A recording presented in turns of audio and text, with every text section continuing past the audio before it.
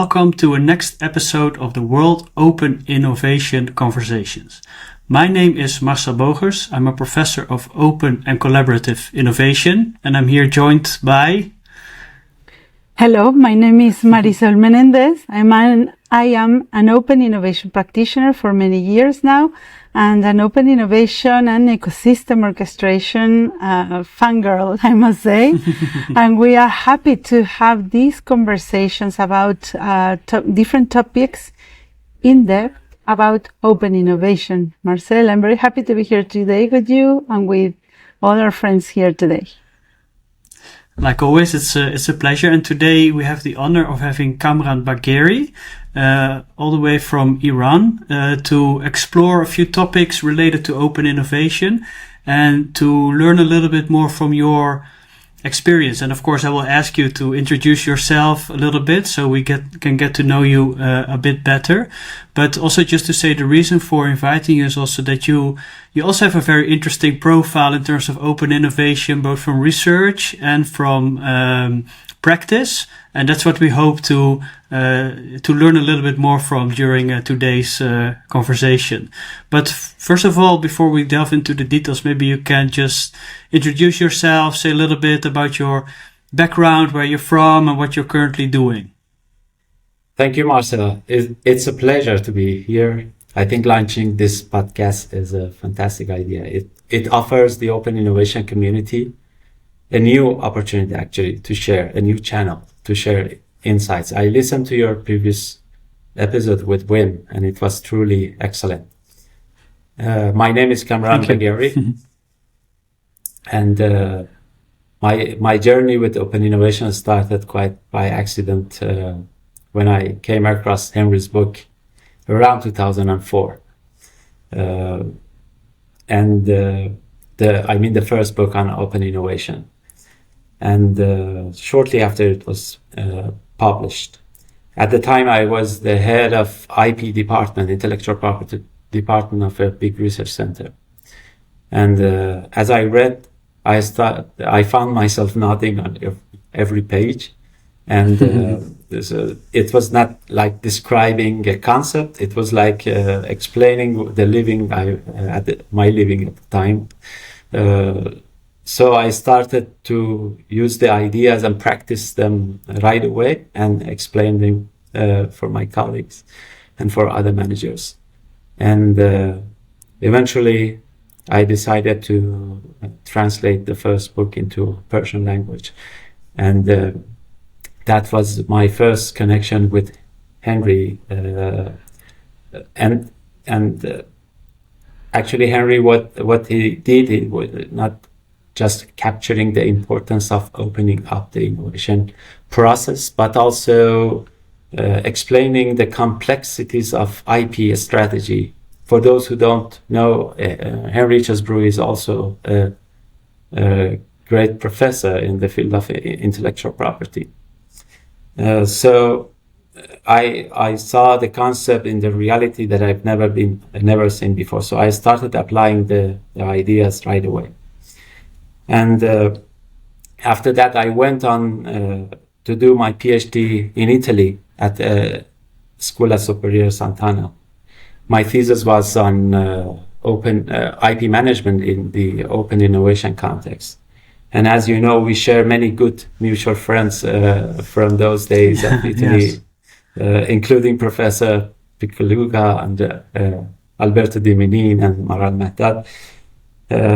I attended Henry's PhD workshops a couple of times in Barcelona, and those were truly excellent. It helped me a lot. And over time, I also translated two more of Henry's books, the Open Service Innovation and the Open Innovation Results, into Persian.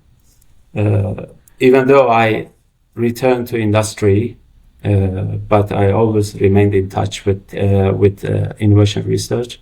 And also I teach at university. I teach open innovation and IP management at the university. Yeah. This is very interesting for us because we are looking forward in this podcast to bring together academia and practice. No, so when we find people who embody in one same person both worlds, is very interesting, no, Marcel? No, exactly. And I was going to say that, of course, we still want to hear from you what you're currently doing and how it relates to open innovation. But I am quite curious about that theme also. And I think it's quite special that you have translated those books, into Persian language, which means you probably know quite well what was written in them. So that's quite impressive to see in itself. So that's interesting to hear. But I am also curious indeed about this point about sort of mixing sort of theory and practice, which is effectively what you're doing, and we'll talk more about it later on. But I'm also curious, how have you been sort of navigating that space? Because I think many of our academic colleagues also have this strong interest in practice, or come from practice or go to practice, work in a very practice oriented research context, or the ones who work more in industry and policy still want to engage with the literature. So maybe one way to bridge those two worlds is by translating those books, but maybe that's not something that a good strategy for everyone. So I'm just curious, how have you been sort of balancing that sort of dual career, and how have you been try to leverage being on that interface of let's say theory and practice? Actually, at the moment I lead a company that has built 2 AI-driven B2C platforms. One of them is already being commercialized and with around 1 million users. It's a kind of Persian voice assistant, the LLM based. So I live inside this AI world, experimenting, reading. But to be honest, I'm not trying to balance these 2 versions of Kamran, the practitioner and the open innovation researcher. I try to connect them. I always approach open innovation as a practitioner first. But I am in love with the concept, and I love the challenge of applying those, actually. I also spent years teaching intellectual property, and especially in the context of open innovation at the university. It's very challenging, to be honest, to connect these 2. But I'm very interested in doing that, and I'm insisting on keeping doing that, actually. For instance, at the moment, I'm working on a book. I'm co-authoring a book on innovation sourcing, a topic that emerged actually from real-world needs, what I see and I experience in companies, but also from the gap I realize in the literature. Just to explain a little bit more, open innovation tells us to take external knowledge as serious as the internal knowledge. But let's be honest, there are many sources of external knowledge as well as the internal sources of innovation. So no matter how big the company is or how resourceful is the company, it cannot keep eye on every the sources of innovation. It's impossible. So I was looking for practical tools to help managers to focus on those most relevant to them, helping them to prioritize. First of all, to identify the sources, and then to prioritize them according to its business, and to help them follow those weak signals, turning them to innovation leads, and then to transform them into innovation growth opportunities for the business. That's the research at the moment I'm working on, to provide practitioners with a book to help them identify the sources and prioritize them, and to have a sourcing strategy in the context of open innovation. And go ahead. I was finding very interesting that even the own research is mixing this side, bringing the practice together or creating practical tools. I was wondering, when you are in the practitioner world, how do you convince your colleagues, or how do you help those senior management, the decision makers, how to integrate, to implement, to actively bring in this knowledge from outside, or connect their knowledge to the outside world? How do you see it in the practice life?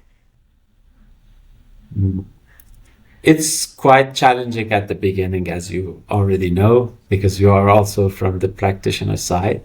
And usually the default approach is the closed one. So, and there is a much more resistance to opening up at the beginning, but gradually.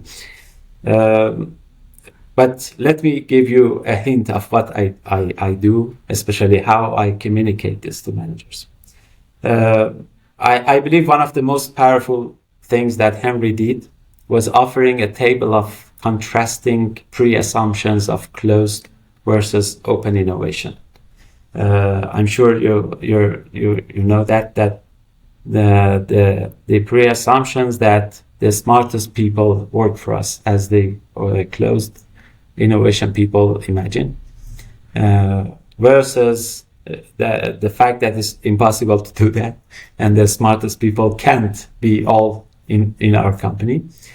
So over the time, I added one row to that table. You can consider this Kamran's contribution. It goes like this. In closed innovation, we dream as far as our budgets allow, or as our resources allow it. But in open innovation, sky is the limit. As long as you can design a big game so that people want to play in, and they're willing to play your way. And but there's a twist. Usually, most companies are comfortable being players, and they don't want to become game designers. Actually, it's a challenging job. So I ask managers in workshops to reflect on this on a personal level. That's what I do. This metaphor has worked great in my executive workshops, also at boardrooms, actually. Let me give you an exercise I use. I ask managers to write down one or two of their short-term economic goals, looking 1 or 2 years ahead. Then I ask them to write down the pre-assumptions, underlying pre-assumptions behind those goals. What usually emerges is that these goals are based on the closed mindset, so constrained by the resources that they control and they own at the moment. Then I invite them to revisit those goals using the open innovation mindset, and trying them and pushing them in the workshops to consider it as a game design exercise. And what could these goals look like if they come from an open innovation mindset, not constrained by the resources we own, but on the influence it can make. So this simple shift in perspective has a huge impact. So I help managers not just to understand the concept, but to internalize it. This personal level exercise helped me a lot. I don't know, Marisol, if I also want to know about your experience. It's a challenging job to communicate this in practice. Yeah, and it resonates a lot with the kind of work that we try to do. And sometimes I discuss this with Marcel as well, that we are bringing forward the human level of the management and the perspectives that we all have while doing our job, and helping them to change and play with the mindset and positioning mindsets that we have around the way we dream innovation in the company is interesting, and also show them that it can be very connected to the financial goals, that this is not just jumping into the emptiness or the adventure, but it should be even, very connected to the core of the strategy and to the financial goals. So they don't have this maybe, how do you say that, the dread that they might have of doing innovation without any net, no saving net. Yeah. I don't know, how do you see this perspective, Marcel? Yeah, what I'm sort of wondering or hearing, so it's very interesting, and I, I think also it's good to hear this sort of different perspective. So what I was already putting it, of course, in the types of frameworks, the academic frameworks that I have in my mind, and I think one of the aspects in what you describe, Kamran, is also that you mentioned mindset, so that's more indeed like, I think, an individual level, almost like a cognitive, cultural element, and this is something we may contrast more to organizational factors, like, okay, how do you organize these processes? What's even the organizational structure? Of course, also from the closed versus open type of angle, it's important to consider how these processes differ. It may, kind of block each other, or they may actually reinforce each other. So that was also my question back to you, like, is it mostly a matter of mindset in your experience? Also, how have you been working, in those workshops and so on, and what you see in practice? Is it mainly mindset, or is it strategy, or is it organization? What are some of the key, in your experience, the key elements of making open innovation or that sort of transition successful? That's my experience, Marcel. Especially in the context that I work, that I live in here. Here, the context is more closed, comparing with other countries, especially in Europe. So the mindset is a good starting point, actually, because most of the people have a more closed mindset, I can say, when it comes to the business practice. I mean, since many realities on the ground requires that kind of closed mindset, and I understand that. But when it comes to innovation, we want them to use the opportunities provided by having the open innovation as a strategy. But I usually start with the mindset part. Because of the context, actually. Maybe in another context, that's not a good solution. Yeah, so I actually want to use it to signal a bit of maybe even a research opportunity, yeah? Because as you say, I think different practices, different people, different organizations are sort of living in different types of context, let's say. And of course, being in a country like Iran is different than being in other countries. But also here in Europe, we of course also see differences, like across different European countries, or with other continents and so on, right? And in several research projects, we talk about that also, like how do level of trust influence, the kind of governance you can establish for open innovation and ecosystem and all those things. But what I think the interesting opportunity, where an interesting opportunity lies, is that there's a lot to learn from those different contexts, right? So, and I've seen over the years also many studies that say, well, okay, let's look at open innovation in another sector, in another country, including also in Iran, for example. But then the missed opportunity is that it can, that different contexts can say a lot about actually the assumptions we make about open innovation also from an academic perspective.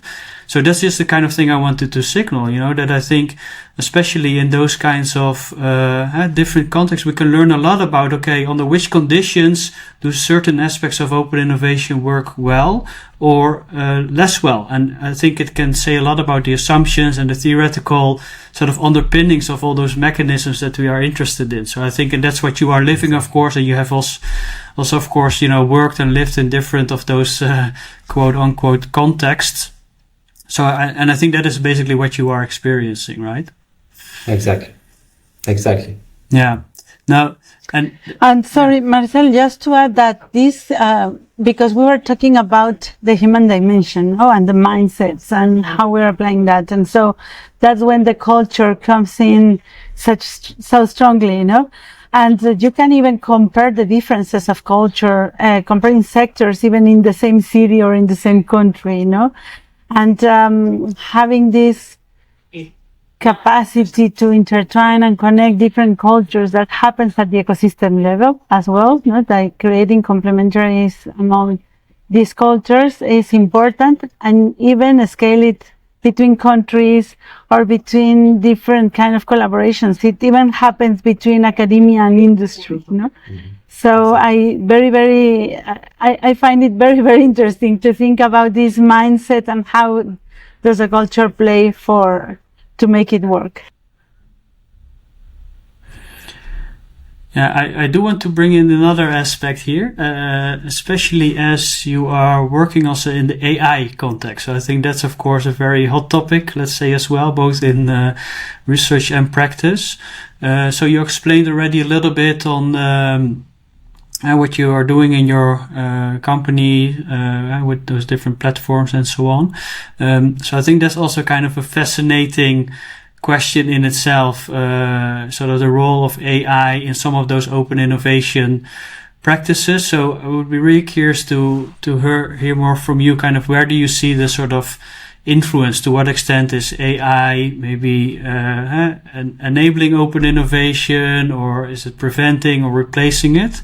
Could you reflect a little bit more on that based on your experience? Yeah, thank you for pointing to this, Marcel. It's a big issue, I guess, at the moment. It's a big topic.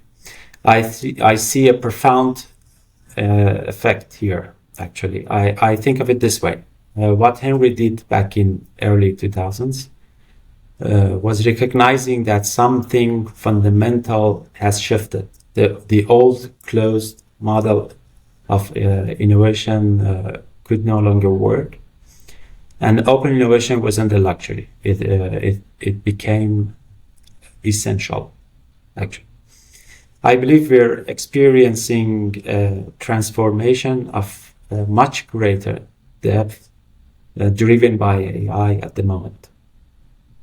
And it raises urgent new questions. If open innovation wants to stay relevant, it has to evolve to answer them. If not, I believe it risks being replaced by new concepts altogether. This opens up a great field for research. I'm speaking from the research part of it.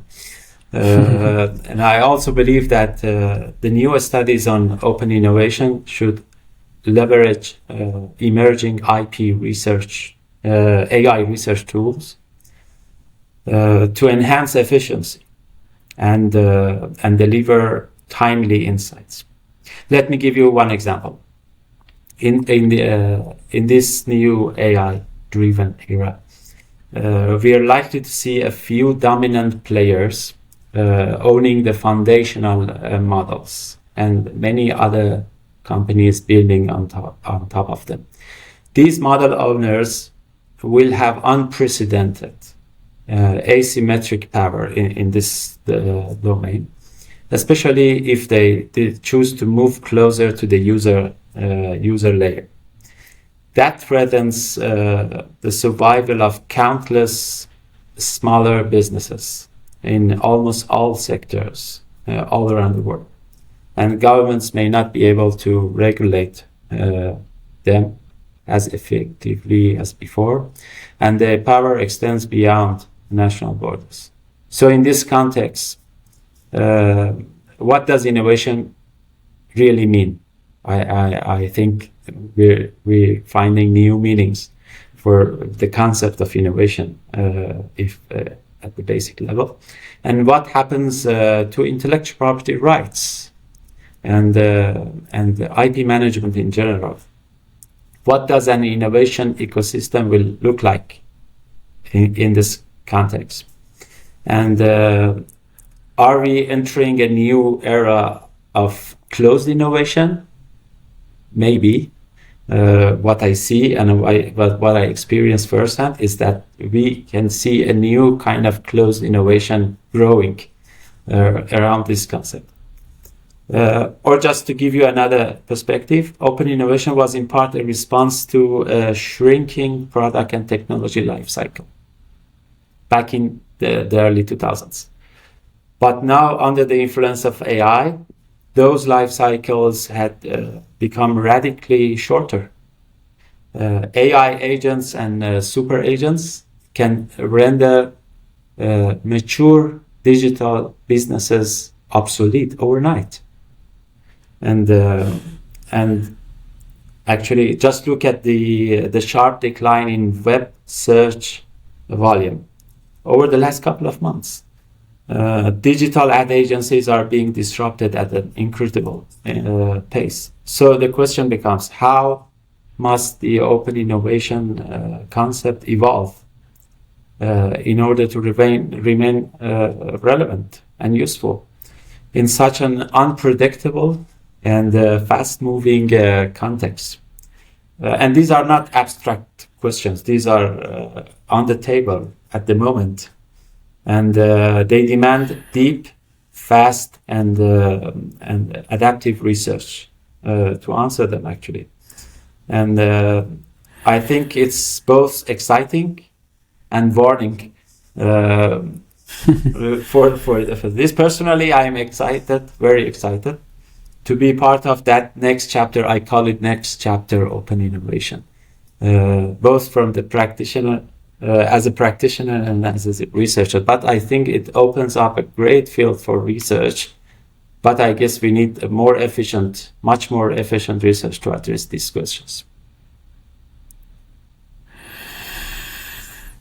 Yeah, I think these are very good questions. I hope you don't expect we're going to answer all of them in the remaining time here in the podcast. But it's a whole agenda for, as you say, both a research agenda and more a practice agenda, if I can call it like that. And I agree with many of those observations, and also, of course, share the sort of the dynamics we experience in the world, where you may indeed claim the world is closing rather than opening in a sense, which also affects many of the innovation and organizational processes as we experience them, of course. So in a way, it's interesting, so to say, but it's also a little bit challenges some of our assumptions, like we were also saying before. So I think that is important to acknowledge and to consider.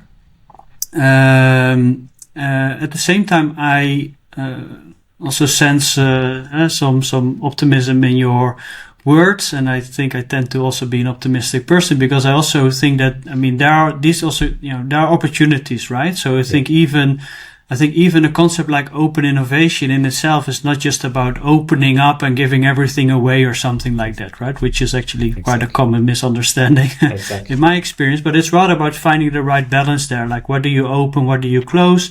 The world is changing, maybe in your context, in your country, in your sector, it's more or less open than other ones.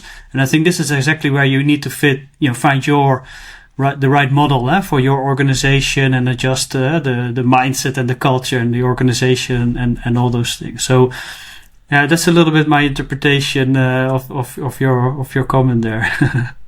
And I also think it brings forward another important element, is the acknowledgement that things are not fixed. They can change, as you were saying now, Marcel. Sometimes you can be more in the open side or certain layers of the ecosystem. I think even within organizations, we've learned in these 20 years that when we say open innovation, is not everything open, everything free, and everything public, So finding the right degree of doing so, I think it's part of the art of what we're doing, and the role of technology, which you also bring forward as one of the challenges, one of the questions that I think it's always more interesting to have a good question than a good answer, So having this continuous question on what's the role of technology here, and if technology is excelling in this specific skill, what's our human skill to put forward in order to move around. So I think those are the good questions to be asking as managers, as researchers,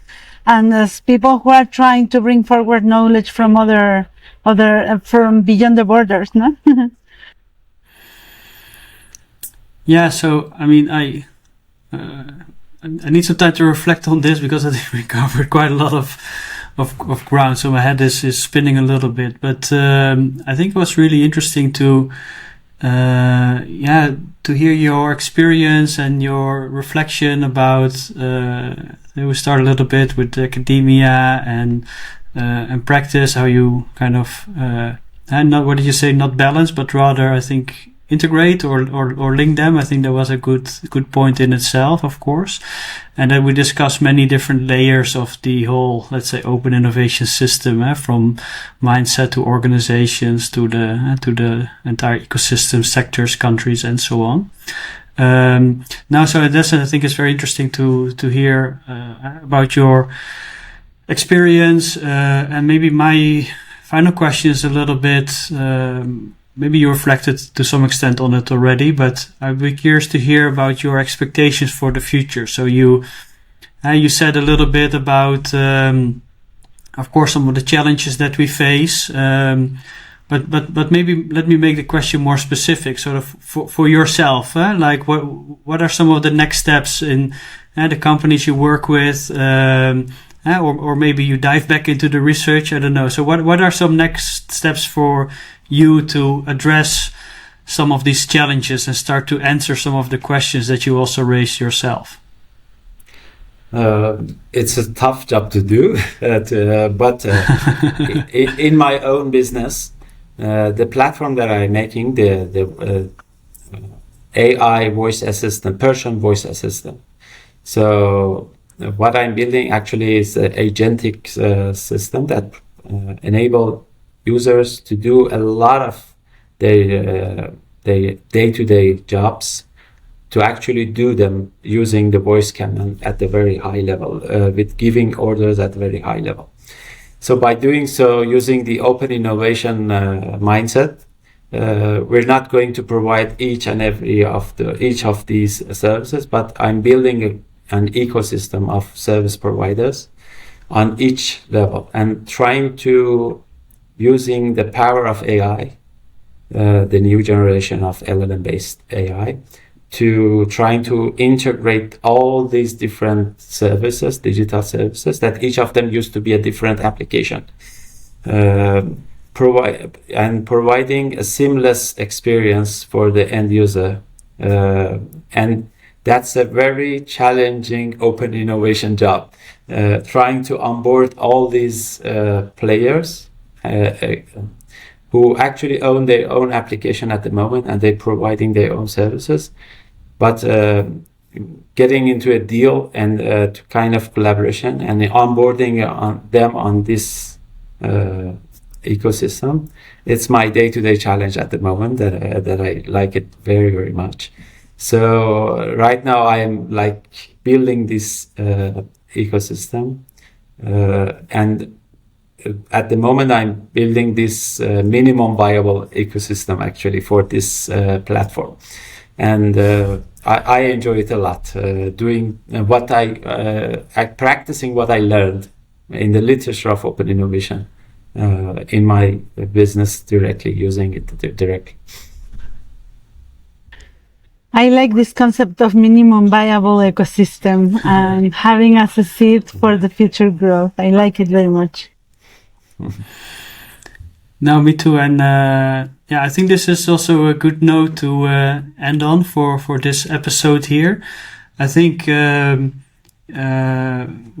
course, very interesting to hear about your experiences and your current activities and the challenges that you face, and very nice to hear that you're excited to tackle them, and of course look forward to hearing more about that in the future. I think you also at the same time sketched the whole research agenda with many different questions that we can fill a couple of PhD projects with, so that's always nice.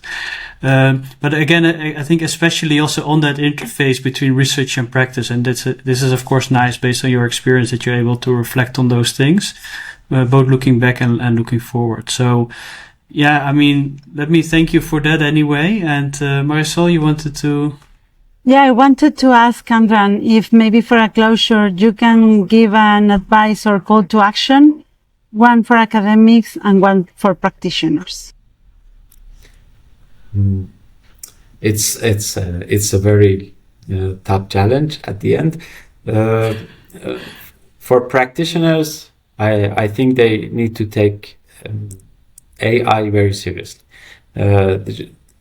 and considering it a major radical change factor actually. No matter which is the sector and which field of this industry they're working on. So to the practitioners of open innovation is that consider AI very seriously.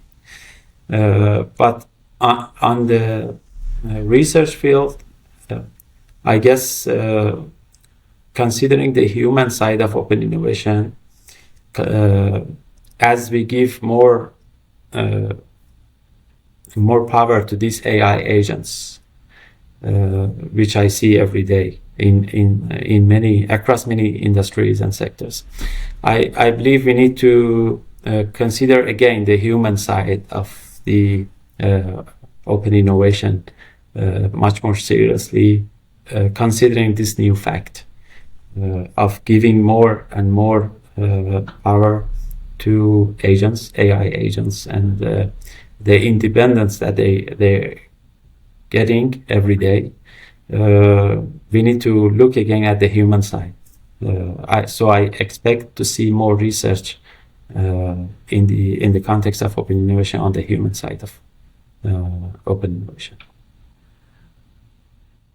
Thank you very much, Kamran. Very well put. You're welcome.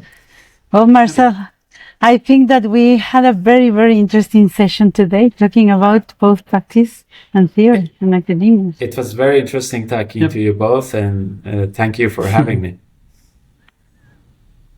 Well, thank you so much. And thanks to everybody for listening. And I think your call for action is maybe something we can follow up on in future podcast episodes as well. So stay tuned. Thank you very much, everyone. Thank you. Thank you, Kamran. Thank you.